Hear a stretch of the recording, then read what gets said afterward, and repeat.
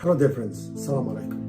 Time to go beyond our physical body and explore what's going on inside. Explore the unknown inner world. In the name of God, most gracious, most merciful. لقد خلقنا الإنسان في أحسن تقويم ثم رددناه أسفل سافلين. We have created the human in the best physical body, physical features, as well as best inner, moral, spiritual features and characteristics. But the human descends to the lowest of low in terms of lifestyle, behavior, communication, and dealings. So we see this fluctuation in ourselves. One time we find ourselves a very tolerant person vis-a-vis people's misbehaviors. Another time we are very intolerant to the smallest misbehavior of even our loved ones. One time we are happy, another time for no reason we feel unhappy, and our unhappiness even appear in our face. One time we are very angry person, another time we are very pleasant person. So we see this fluctuation in ourselves, and we know that there must be something, some forces within ourselves that control our outside, control our mood, control even the physical power in our hands, in our legs to move, in our way to communicate, and so on. Same fluctuation in terms of mood, energy, and power is apparent in all human beings at lower level and higher levels. So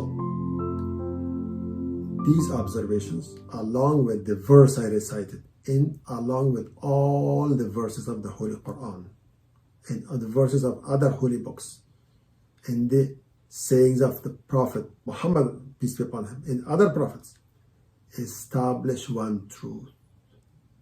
And that is that this box of the human being must have contained not one force, must not be driven by one force, but must be driven by two forces.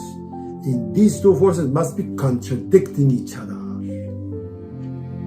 And these forces are the force of soul or ruh, and the force of the ego, or call it nafs, because they have opposite origins, one from the sacred world, upper world, or God's presence, and the other one from the inferior, earthly, lowly world.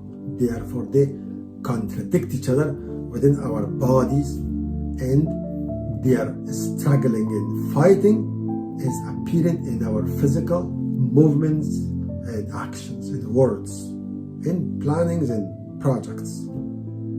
So we established that within this body we must have two metaphysical key components that make us who we are, and they are called the soul and the ego. Moreover, there are two living creatures, there are two operators that operate these two forces. One creature, having come from the heavenly world and having the same origin as our soul, cooperates with our soul, and that creature is called the angel. So the angel inspires our soul. So the more he inspires our soul, and the more we receive those inspirations, the stronger our soul gets. The stronger we make our souls by receiving those inspirations and implementing them, the more the soul will be a recipient for more inspirations. So stronger the soul, more inspirations. More inspirations, and implementing them make the soul stronger. So they work hand in hand. Similarly, because the ego or nafs has come from the inferior world or malicious world, and the other creature, the most evil one, the most corrupt one, the merciless one, called Satan or Shaitan, also resides in ourselves. So that one whispers or tempts our ego, or I could say tempts us through our ego. So the stronger we make our own ego, the more we will be receiving despairing, disappointing, and violent, motivating temptations of this creature, Satan. And for these two infinitely potent forces of soul and ego, there must be a center in our body to operate, and that is our heart. So the heart is the center for the operations and activities of soul and ego, and these two creatures that call angel and Satan. Angel and Satan, these two creatures also operate in the heart, although they are absolutely opposite each other and have no reconciliation with each other, yet they reside in the same heart of the human by the command of God, by the perfect design of God Almighty, the omniscient one, and they in this heart inspire the soul or whisper the ego and make us active. And also they make use of the brain's database or hard drive or memory. So the role of the brain in us as human being is that we receive information from the world through our five senses: eyes, ears, tongue, nose, touch, and feelings. But the important thing is that all of these informations, although they are real time, but they get stored in our brain.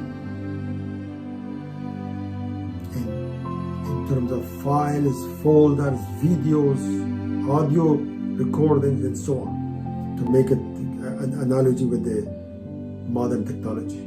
And depending on the strength of the soul or ego, one of these two agents, angel or Satan, will make use of these files and folders and videos via the CPU or computer of the heart and make us or motivate us to do either benevolent, charitable, and good actions and activities, or malicious, destructive, and harmful activities. So I hope this general analysis give you some idea. We will elaborate on these analysis with God willing, weeks and weeks and months, and give you much deeper and deeper understanding. Thank you very much for your time. See you next time.